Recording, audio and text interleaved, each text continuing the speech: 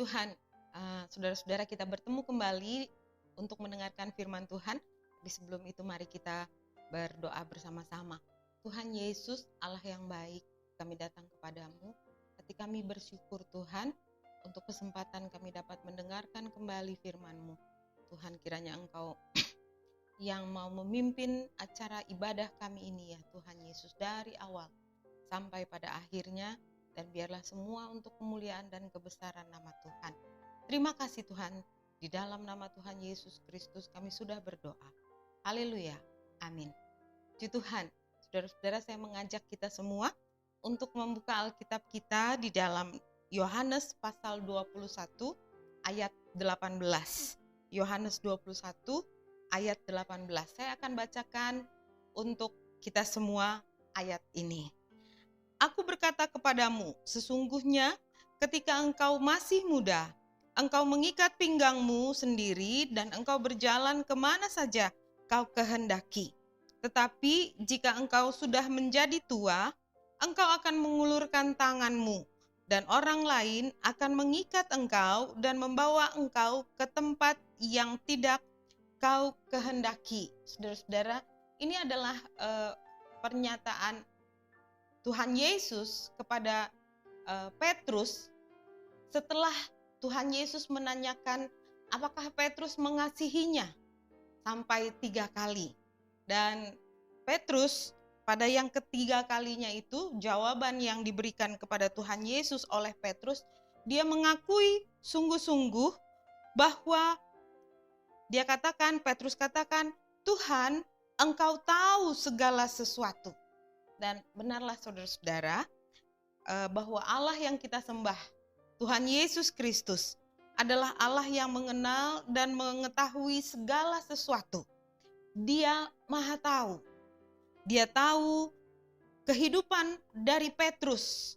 Pada saat Petrus masih muda, Yesus katakan, dia akan menentukan jalannya sendiri. Pada suatu kali sebelum Yesus disalibkan, saudara-saudara, Yesus pernah mengatakan kepada murid-muridnya bahwa sebelum Yesus disalib, mereka semua akan tergoncang imannya. Tapi Petrus katakan di dalam Matius 26 ayat 33 dan 35, Petrus katakan begini, Petrus menjawabnya, biarpun mereka semua tergoncang imannya karena engkau, aku sekali-kali tidak. Kata Petrus kepadanya, sekalipun aku harus mati bersama-sama engkau, aku takkan menyangkal engkau. Semua murid yang lain pun berkata demikian. Saudara-saudara, Petrus mengklaim bahwa dia tidak akan menyangkal Yesus. Padahal sebelumnya Yesus katakan bahwa Petrus akan menyangkal Yesus 3 kali sebelum ayam berkokok. Petrus pada saat itu dia tahu kekuatannya. Dia tahu semangatnya yang menggebu-gebu dalam mengikut Tuhan. Orang muda selalu mengandalkan kekuatannya sendiri. Mungkin saat ini ada di antara kita yang mendengarkan renungan firman Tuhan ini adalah orang-orang muda. Sebagai orang muda, kekuatan saudara secara fisik masih baik. Kekuatan saudara dalam berpikir masih baik. Saudara mempunyai karir yang baik.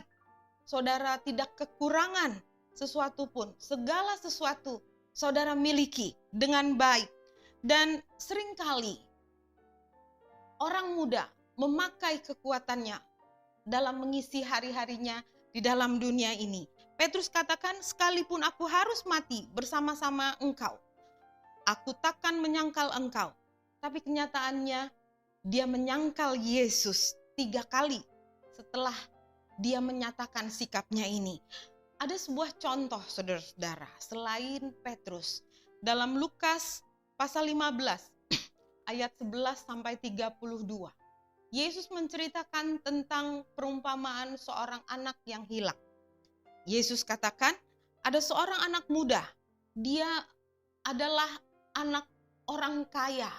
Dia meminta warisan sekalipun orang tuanya belum meninggal.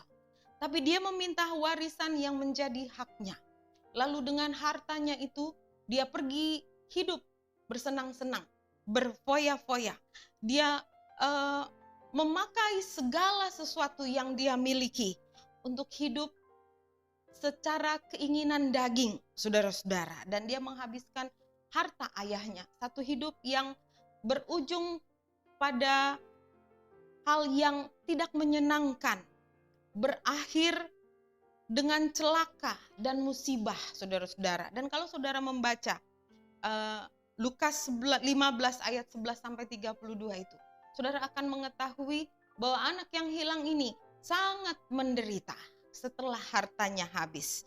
Petrus dan anak muda dalam perumpamaan anak yang hilang itu terlalu banyak omong kosong yang berujung malapetaka dan penyesalan di dalam hidupnya. Membaca kembali apa yang ditulis dalam ayat pokok kita, dalam Yohanes 21 ayat 18, itu dikatakan, tetapi jika engkau sudah menjadi tua, engkau akan mengulurkan tanganmu dan orang lain akan mengikat engkau dan membawa engkau ke tempat yang tidak kau kehendaki. Pada saat muda, Yesus katakan kepada Petrus bahwa Petrus akan mengikat pinggangnya sendiri lalu berjalan kemana saja yang dia kehendaki. Seringkali pinggang ini berbicara dari kekuatan manusia.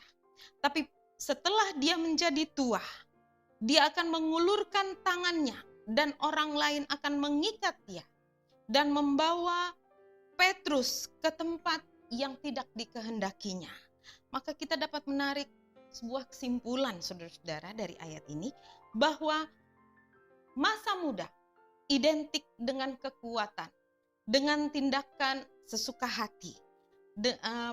Lalu masa tua identik dengan kekuatan yang kian menyusut dan ketergantungan kepada orang lain. Bukankah itu perjalanan hidup manusia?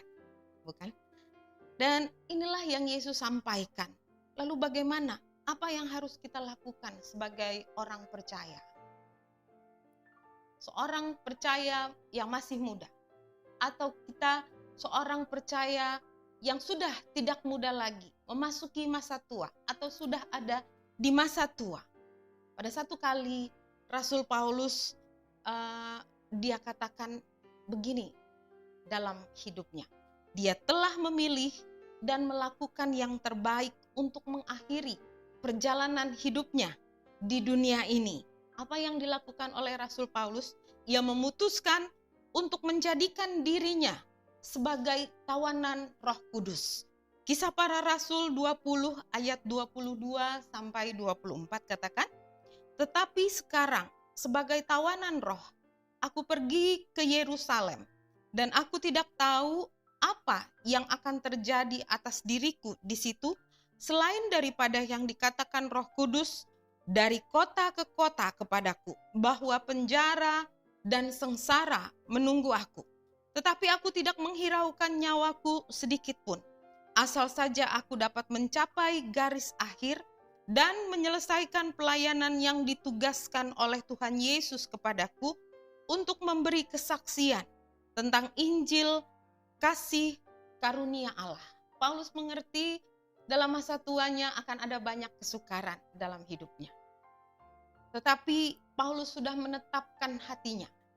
Dia akan menyerahkan dirinya sepenuhnya menjadi tawanan roh. Artinya, dia menyerahkan dirinya sepenuhnya apa saja yang Allah bawa kepadanya.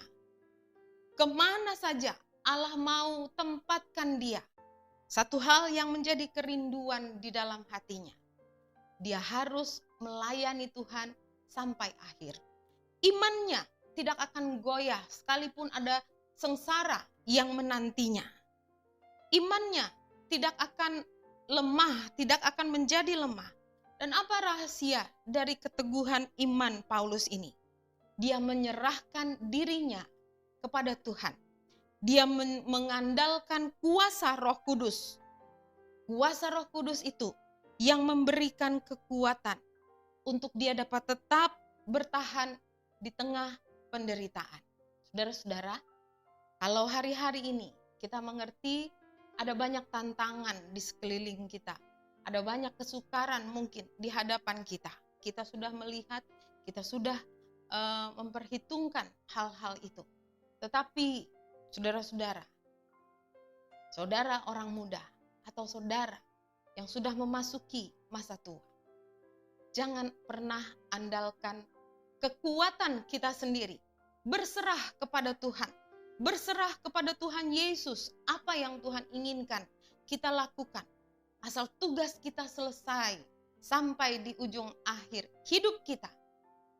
Kita jalani hidup ini dengan kekuatan Roh Kudus. Allah yang setia itu. Allah yang menetapkan segala janji-janjinya dalam hidup kita. Dia yang akan menyertai kita dimanapun kita berada. Mari kita andalkan kekuatan Roh Kudus dalam hidup kita. Dan kita akan tetap berjalan bersama-sama dengan Tuhan. Sampai langkah yang terakhir.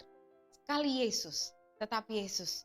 Puji Tuhan, mari kita tundukkan kepala, kita mau berdoa kepada Tuhan. Tuhan Yesus, kami bersyukur kepadamu, kalau kami sudah mendengarkan, membaca firman-Mu, ya Tuhan, bahwa Engkau akan menyertai kami. Kami tidak boleh mengandalkan kekuatan kami sendiri.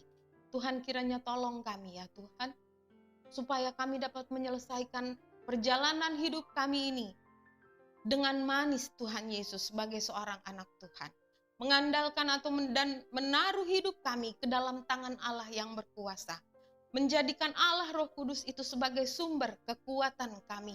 Maka Engkau akan memimpin hidup kami dari hari kepada hari. Dari kemenangan kepada kemenangan. Sampai kami mengakhiri hidup di dalam dunia ini. Sampai Engkau datang kembali ya Tuhan. Ini yang menjadi kerinduan kami. Ini yang menjadi keinginan hati kami.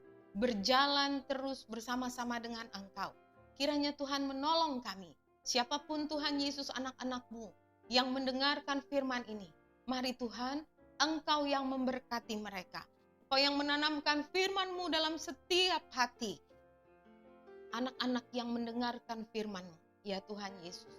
Dan Engkau bekerja dalam hati orang-orang percaya. Terima kasih ya Tuhan.